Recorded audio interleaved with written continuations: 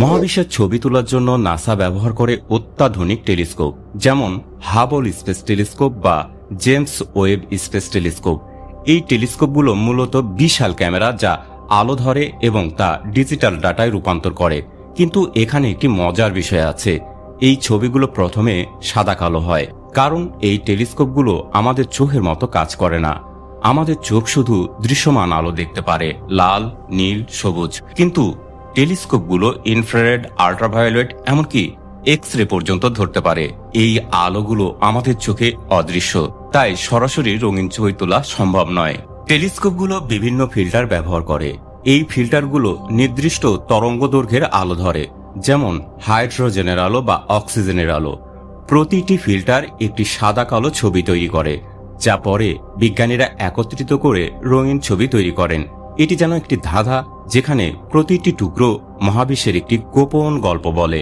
এই প্রক্রিয়াটি শুধু ছবি তোলার জন্য নয়, বরং মহাবিশ্বের গঠন, রাসায়নিক উপাদান এবং এমনকি তারকার জন্ম বা মৃত্যু বোঝার জন্য।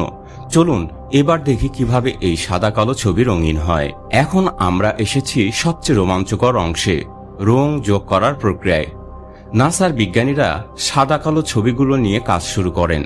তারা প্রতিটি ছবিকে একটি নির্দিষ্ট রঙে ম্যাপ করেন। এজন্য তারা একটি পদ্ধতির অনুসরণ করেন যাকে রেডশিফট বলা হয়, বা আলোর তরঙ্গদৈর্ঘ্য বিশ্লেষণ। অল্প কথায় বললে এভাবেও বলা যায়, আলো মহাবিশ্বের নিঃশব্দ বার্তাবাহক। এটি চলে মহাবিশ্ব পেরিয়ে কোটি কোটি আলোকবর্ষ দূরে, আর সেই আলোই আমাদের কাছে আনে অতীতের গল্প। কিন্তু যখন আলো অনেক দূর পাড়ি দেয়, তার রঙে ঘটে এক অদ্ভুত পরিবর্তন। আলোর তরঙ্গদৈর্ঘ্য বাড়তে থাকে, নীল থেকে তা সরে যায় লাল দিকে। এটাই রেডশিফট। যখন কোনো গ্যালাক্সি আমাদের থেকে দূরে সরে যাচ্ছে, তখন তার আলো লাল রঙে রূপ নেয়। এটি বোঝায় মহাবিশ্ব প্রসারিত হচ্ছে। দূরত্ব যত বেশি, আলো তত লাল, আর এটি মহাবিশ্বের সবচেয়ে বড় রহস্যভেদের চাবিকাঠি। এই পদ্ধতির অনুসরণ করতে গিয়ে নাসা টেলিস্কোপের ফিল্টারগুলোর সাহায্য নেন। টেলিস্কোপে বিভিন্ন ফিল্টার যুক্ত থাকে বিভিন্ন রঙকে ডেটায় রূপান্তরিত করার জন্য।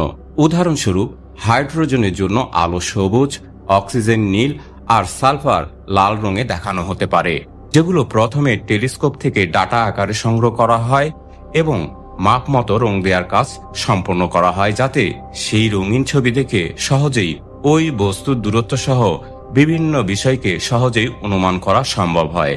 পাশাপাশি আমাদের অদেখা মহাবিশ্ব রঙিন করে তোলা হয়।